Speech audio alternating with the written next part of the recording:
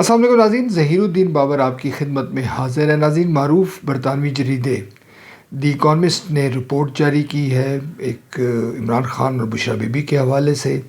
عمران خان کی حکومت کے حوالے سے۔ جو سابق DGISI ہیں،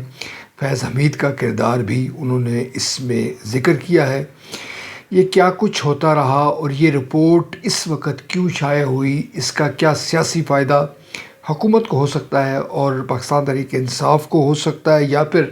تحریک انصاف کو کس طرح سے یہ رپورٹ اس کے جو نیریٹو ہے اس کو ڈیمیج کر سکتی ہے، اس پر گفتگو کی جائے گی۔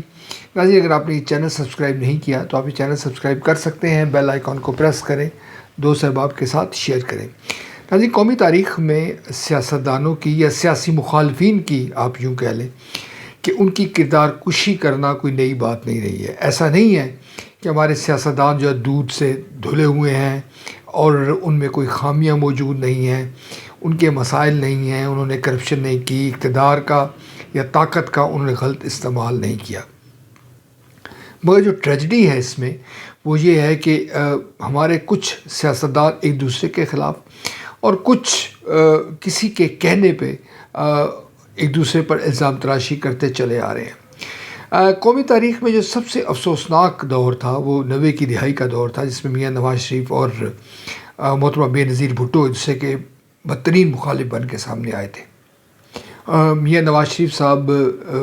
بسا اوقات یہ ریکارڈ پر موجود ہے، کچھ ایسی باتیں بھی بی بی کے متعلق کہہ جاتے ہیں جو نہیں کہنی چاہیے، اور دوسری طرف سے جو بی بی محترمہ بے نظیر بھٹو تھی ان کی جانب سے یا پیپلز پارٹی جانب سے بھی ایسے باتیں ہوتی تھی جو نہیں کہنی چاہیے تھی، مگر ایسا ہوتا آیا۔ پھر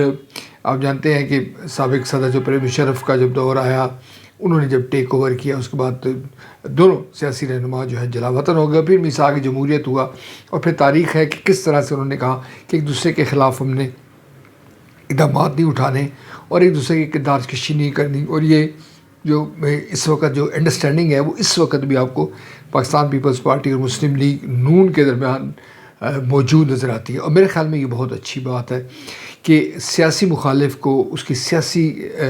آپ حملے تو کریں مگر کردار کشی نہ کریں۔ یہ یقینی طور پر اس کا کریڈٹ پاکستان پیپلز پارٹی اور مسلم لیگ نون کو دینا چاہیے۔ اب یہ جو دی اکانومسٹ کی رپورٹ ہے یہ صحیح ہے یہ غلط ہے، اس بحث سے قطع نظر جو کچھ اس کا مواد اس میں موجود ہے اس میں جو عمومی تاثر ملتا ہے کہ بشریٰ بی بی اور عمران خان کو ہٹ کیا گیا ہے اور ان کی جو خامیاں ہیں اس کو اجاگر کیا گیا ہے۔ ہم ایک بار پھر یہاں یہ بات دو ٹوک انداز میں کہنا چاہتے ہیں کہ اس کا ہرگز یہ مطلب نہیں ہے کہ عمران خان صاحب کا جو دور تھا وہ بڑا کچھ سنہری دور تھا، عمران خان صاحب کی جو سیاست ہے اس میں آپ خامیاں تلاش نہیں کر سکتے، جو بشریٰ بی بی ہیں ان کی جو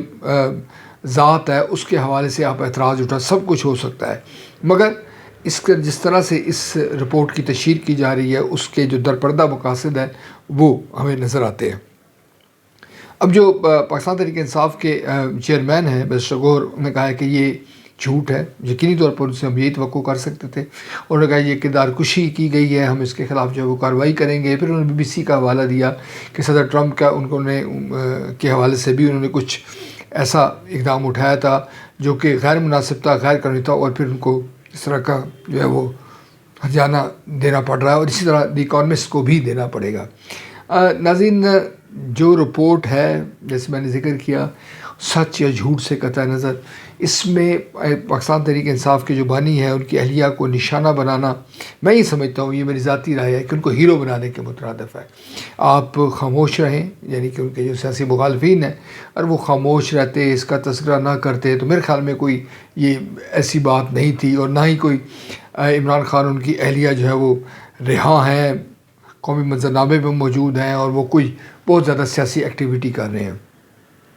سیاست میں بسا اوقات مخالفین کو فراموش کر دینا بھی ایک بڑا انتقام ہوا کرتا ہے، اور عمران خان صاحب اس وقت جیل میں ہیں، ان کی جو جماعت ہے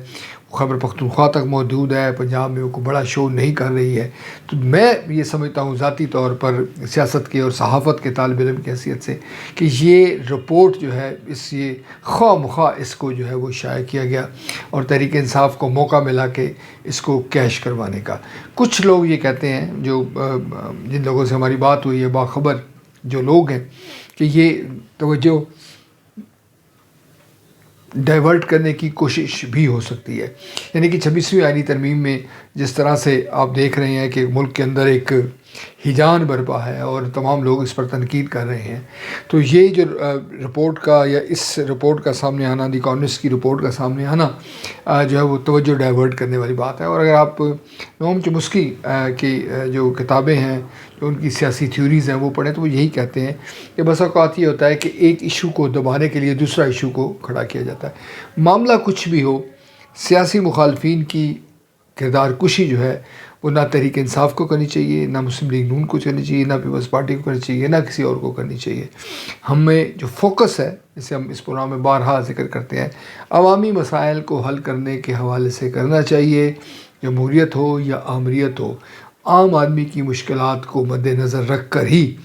آپ اپنی حکمرانی کا بھرم قائم رکھ سکتے ہیں. آج کے لیے اتنا ہی. مزید نئی ویلاگ کے ساتھ آپ کی خدمت میں دوبارہ حاضر ہوں گے. اس وقت تک اللہ نگہبان.